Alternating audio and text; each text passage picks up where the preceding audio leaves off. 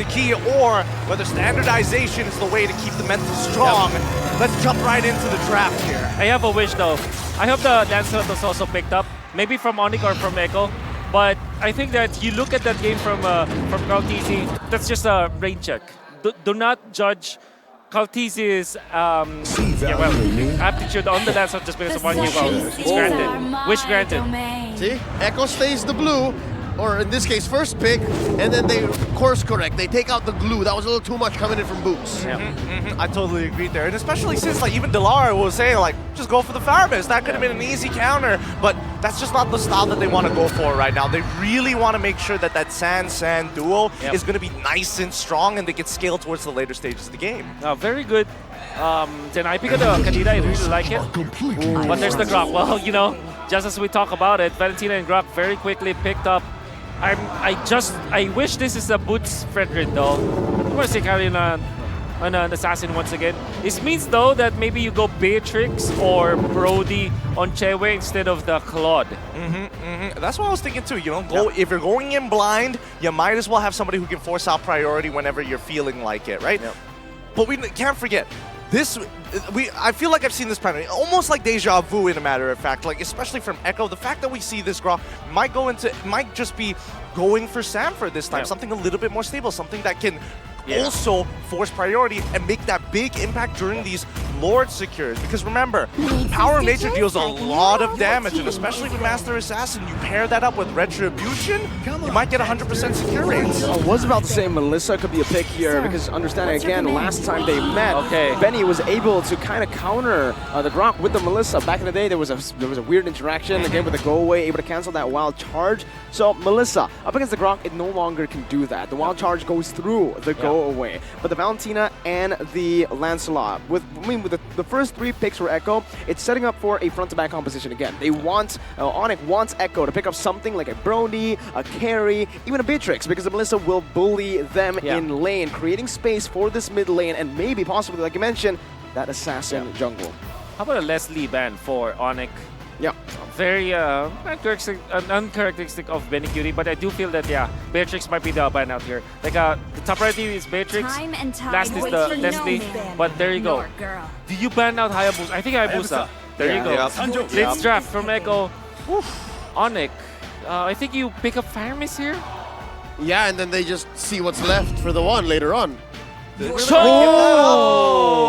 what I was thinking. I was thinking maybe they go for like a potential support. Maybe they just show the fact that they want to play Ling right off the bat, right? Because it's still open. Kyrie can still get Ling. Honestly, now that I think about it, we haven't seen too many Lings overall. MSC, it keeps either getting banned out or nobody touches it. Only Taz, right? Yeah. Only Taz. Okay, I think Carry still is good, but I mean, you're not left without a choice. Like, Carry might be the best option left for Echo. Then you go for an XP laner. Oh, Harriet! I like this. I like this just to make sure that Benny has a somewhat winning lane here with a little bit of help, and also, you know, the Turisla just in case this Fredrin ends up being flexible. Yep. Arlott. It's weird that Arlott is open up until this point, right? No, he's already banned. First ban, oh, there right? it is. I'm sorry. So are we expecting for this Fredrin to go into the Kairi, or is he going to force the Ling? Because that seems to be the only one left. Right? I don't know about the Ling against this comp, though. Yeah, it's, right? it's very the difficult. Grok the Grob's able to deny you. It's really annoying. Terizla as well is kind of a thick boy. Sanji can kick you. Sanji can kick you as well. He can steal the way of the dragon at the same time. With some sort of damage. Do you go back to the Masha if you're on it? Yes, you do. Yes, you do. Of course. Great call. Of course. Great call there, Wolf. Now, the adaptation's looking good. First Blood King, Mr. Echo Sanford himself, is leading with 4 First Bloods in the entire tournament. He's great in lane, but in game number 1, it was a little uncharacteristic to see him take such an awful trade against that Clue. So again, I love the fact that even for Coach Tic Tac, he's looking at every aspect of the game, from laning to mid all the way to late and neutrals. Okay, how's the Terizla Masha matchup? Oh, it goes nowhere. It literally goes nowhere. I agree. That's like 90% of Masha matchups. Exactly. Whoever commits is wasting time. Yes. Exactly. But at least with Terizla, they can clear out that wave. He can start focusing on moving out of that lane first and maybe keeping Masha to try and match him as quickly as possible. But what I'm expecting for Echo here is something that's similar to game one. They're very all in, because at least the Masha can re-engage. The Masha can say, no, let's not do it. We'll see what the tempo is like as we go into game two. Can Echo reset and take us to 1-1 as we enter game number 2 in this best of 5?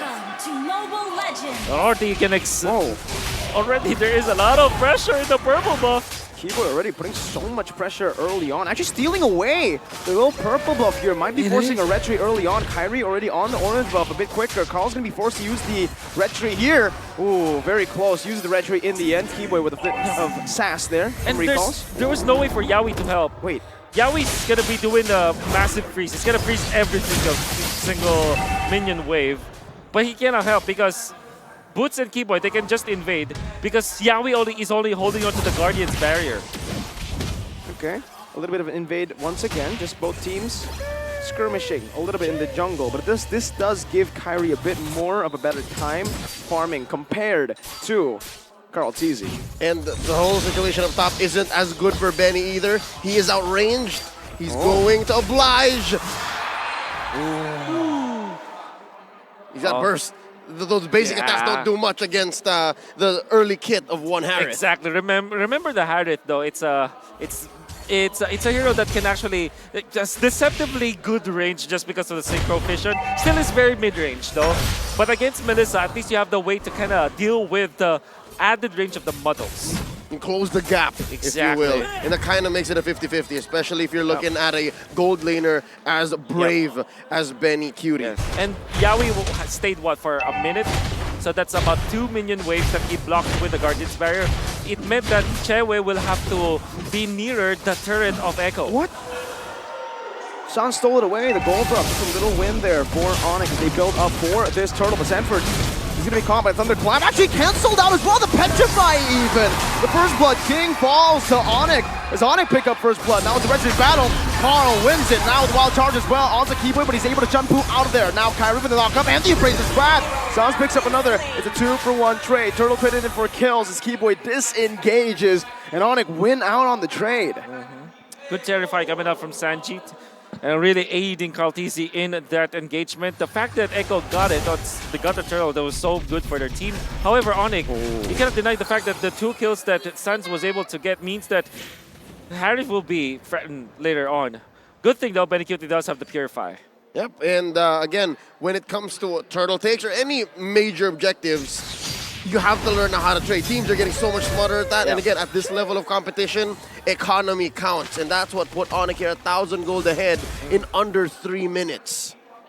That's huge. This is a big 1,000 gold. That's important. That is important for ONIC for sure. And Keyboy kind of recovered. Still, Benny Cutie, you're going to ask, when is he going to be activated? I think sooner, for sure, compared to Chewe. And Echo needs to really summon the Echo Express now. ONIC is going to be snowballing if they don't start trying to make a play. Just the same, it's so hard to say when you have this bottom lane, this XP lane, that is going on forever again. Whoever commits is wasting time, and it looks like Boots is winning! Wait, Boots is winning the 1v1. He's going in all the way, forcing Sanford to flicker under his turret. Boots gets taken low as well, though. That's the first skill for you, trading evenly. But look at the positioning of one Sans. Bottom lane, they're looking to pinch him down. Sanford notices something fishy, walks all the way back. Proper respect from the world champion. Meanwhile, top side, CW is going to fall. That's Benny with the kill. An Echo trade. Oh, great trade coming out from Echo and the aggression. Like I said, activation of Benny Cutie, that is what's needed. And with a minute to go before the outer third energy shields go down, they will make a move up top, which means that there will be even more gold for Benny Cutie. Yep, and because of that space made up top, Echo can now make way for the turtle. Pulled over, Keyboy engages, watch Sans, and there's a kick! Purify though, instantly now Sans jumps into the back line with the rough waves as well. Sanji gonna be able to escape as Keyboy jumps out with a jump pull. Kyrie finds the kill back. Now Sanji also trading in for Keyboy. Kyrie looking for some stacks. For the Appraiser's Wrath, he goes for it. Retry battle here, giving Carl the go, picks it up. CW free hitting the back line right now with a muddle placement on point. Sanford's gonna fall, and ONIC once again win on a team fight. As you can see, Boots charging, walking them down with an unbending will. Benny recalling. This should give CW some room to go for the turret. Kyrie now knocked up by the wild charge, but should be able to pick up the purple buff. Was it Yawi? No. It was Yawi. Oh, it's Yawi. It was Okay. Yawi. That's still a win. I think ONIC still came out on top. And again, that's deja vu from the first turtle. Yep. The second turtle that happened, it was again Echo getting it and CloudTZ just flexing his retribution. But ONIC, they're winning the team fights. And that is what matters most in the second and the third turtle. It won't matter if you get the turtle gold, but if you lose 2 people in the process and the enemy doesn't, that's economic advantage for the team that won the team fight. So ONIC really had a better trade afterwards, especially because they activated Jewe in that fight. So he got a little bit of gold in that skirmish. You gotta watch out for that gold lane X factor. It's interesting because the XP lane, usually, a good friend of ours would say is the X factor, but here's the gold lane. Failed conceal play. Nice, we miss you. I swear, if this wasn't a Masha Trizla, we would have seen more fights down there. Yeah. But now it's the Melissa versus Harith, and they're also just both waiting for their teammates. Look at this sandwich. Look at this positioning. Sanford finds Keyboy right there. The Shunpu's no longer ready for Keyboy. Phantom execution as well. Keyboy's looking for the ult there. Sands, Petrify, rough wiggle! No way he survives this. Benny dives in, but Sands finds a trade. It's a 1-for-1 as a shutdown, so Benny Cutie definitely gets some more pressure there. But the turret does not fall. The mini wave was cleared in, and Boots in the bottom lane was able to find one. The fact that they cleared out the minion wave on the Sands, there was a 3v1 that he survived afterwards. Well, he did die, but he took 1 kill. Then on the opposite end, you have a free turret. ONIC still winning. That's macro trade-off. Oh, and Sanji's gonna be caught him at Praise's Wrath. Keyboy looking for the play. Just knocks him up, backs up with a Shampoo. Kyrie with the taunt now, getting some resets on those cooldowns. Skill 1 and 2. Having more pressure. Boots. Almost. And Boots does have the thunderclap, so it might as well have been frame perfect escape. Now, Kyrie pulls the turtle, about half health, near the tip of its nest. CloudTZ still here. Once again, it's a GOAT versus the 1, and Boots going 1v1. Now bottom! Where the dragon popped in, it's gonna be 100-0. Keyboy still able to escape with a Shampoo flickers out of the defensive execution as Kyrie jumps on with a taunt. CloudTZ locked down. Zaman Force now by Benny Cutie onto the back line all the way, but he's gonna be caught in the taunt. And CW, he's going for the hit now. Penalty zone onto the back, zoning CW. Boots. Meanwhile, Boots in a miss. He finds 1 kill, and it's gonna be a 2-for-3. Still in favor of Echo. Kyrie picks up the purple buff. CloudTZ onto the orange buff. Kyrie still trying to defend this mid lane by himself as Benny sieges it down. But it seems like Kyrie should be able. Nope, that's the Demand Force. That's the presence. Kai, he saves the turret. Just as CloudTZ steps on the clutch, Benny Cutie maintains to be the force of nature that he is. And in that specific fight, it was the explainers trying to outplay each other by not engaging against each other. They went into the backlines, but Sanford had a better jump, especially because Benny Cutie was already able to put Sands low with his jump with the Zaman Force. Kyrie evening up this orange buff because CloudTZ actually took his. Penalty zone. He's out of there. That's the Fredgen for you. Wow, the most honest form of Grand Theft Orange, literally stealing it in front of your face. No contest whatsoever, no flashy moves. There's literally a dude walking in there, taking the orange. Kyrie, you can have this. Yeah. Fun fact, the go away from Melissa cancels out the penalty zone. So if he times it well, it should be a very easy cancel. Two-man taunt. Oh, what? Yowie with a wild charge. Zaman Force now popped in with the dragon by Keyboy. CloudTZ jumping in. CW with a good position right now. Skiboy's gonna be chunked low. Shampoo out of there. CW with a free hit with his fire! Sanford jumps into the penalty zone, but Keyboy finds a kill back. Sanford not finding the range right now, but Sanji's looking for him. Keyboy will fall. But guess what? ONIC have won in that bottom side or top side river. Yep, 2-for-1 here, and they got Benny Cutie. They also took down Sanford. Now CloudTZ. Forced to puncture out. Boots is recalling in his face as he shows the alter ego, Team Eno. And now they have regained the position onto the Lord. Echo, no shot, no chance. Actually, they will try. Wow. They're gonna go for it. They're gonna go for it.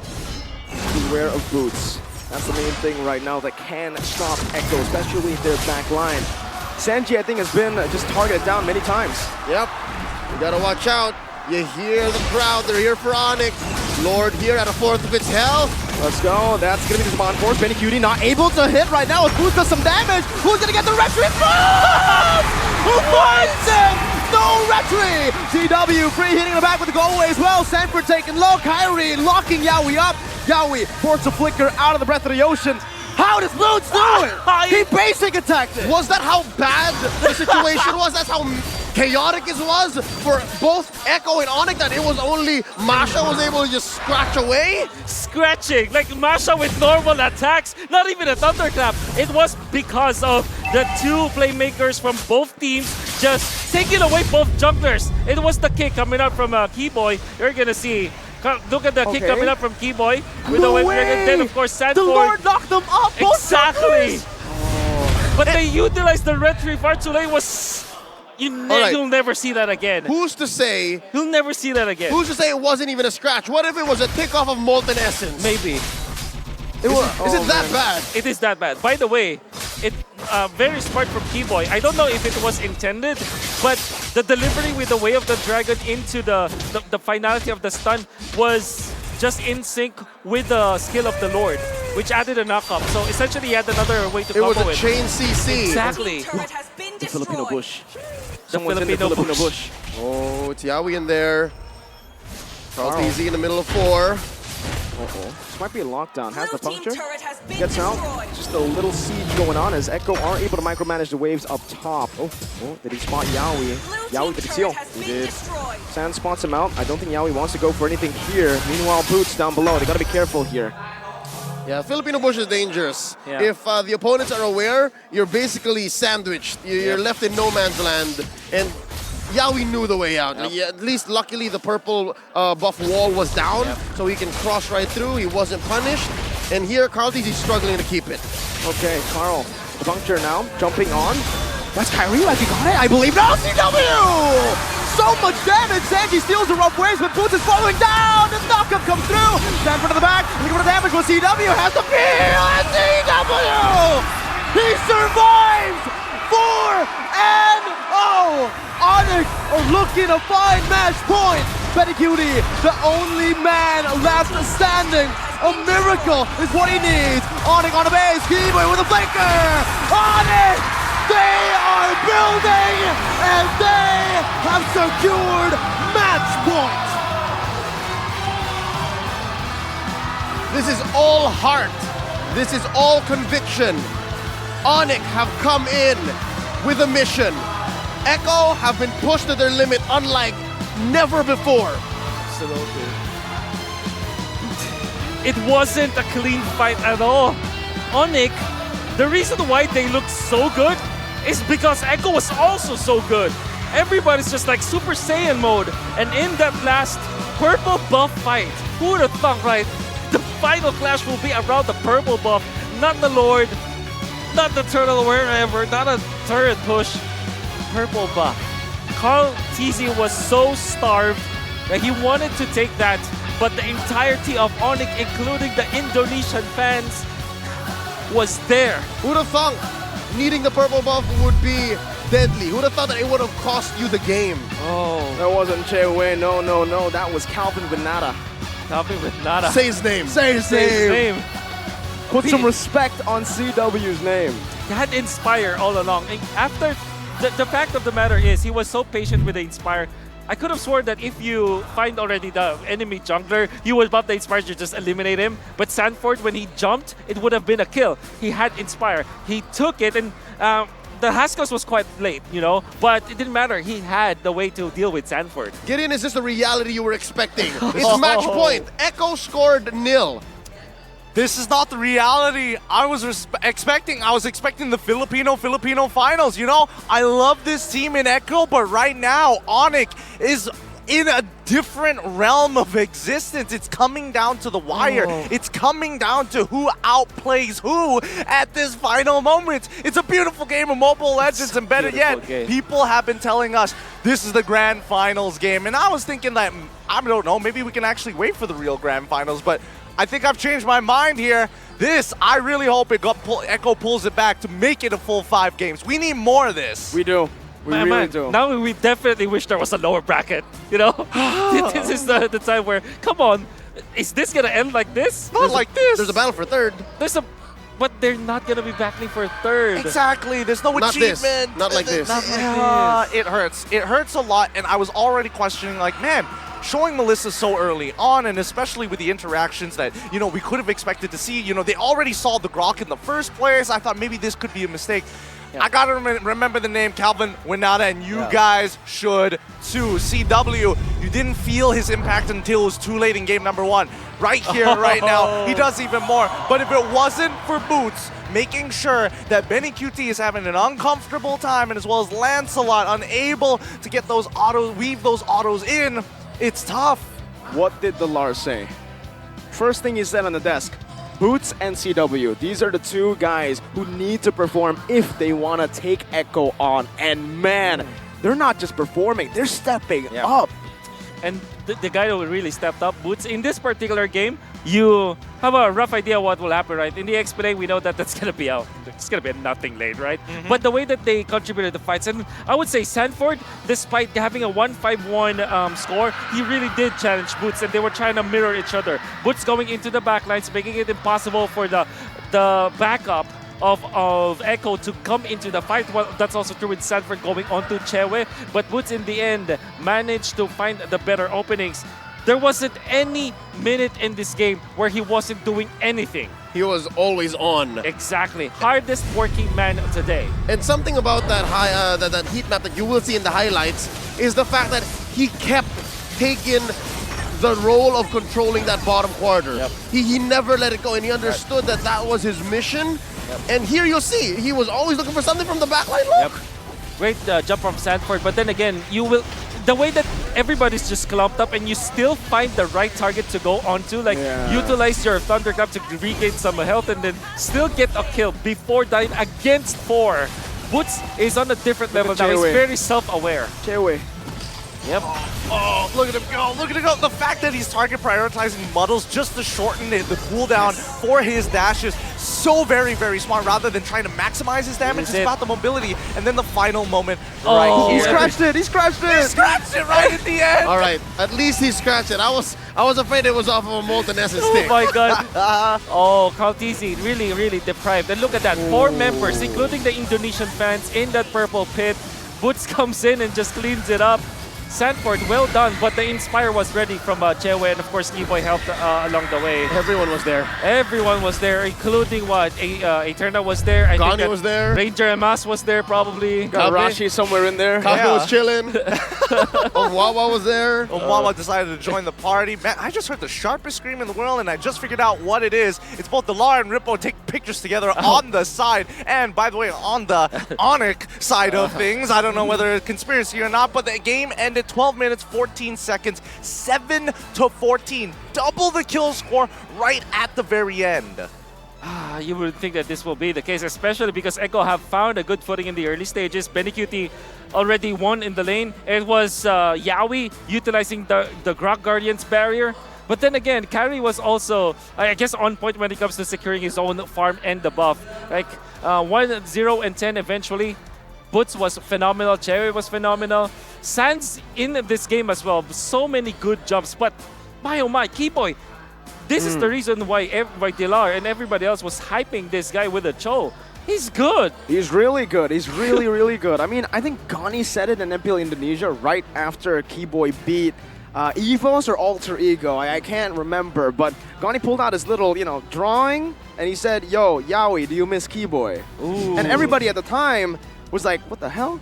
I mean, Yaoi beat Keyboy, but now you know what Gani was on. Man, I just can't wait for the fanfics to start coming up. EX Keyboy, like, I can see the title already. The M4 Cho skin hasn't even come out, and are we already naming a new Dewa Cho?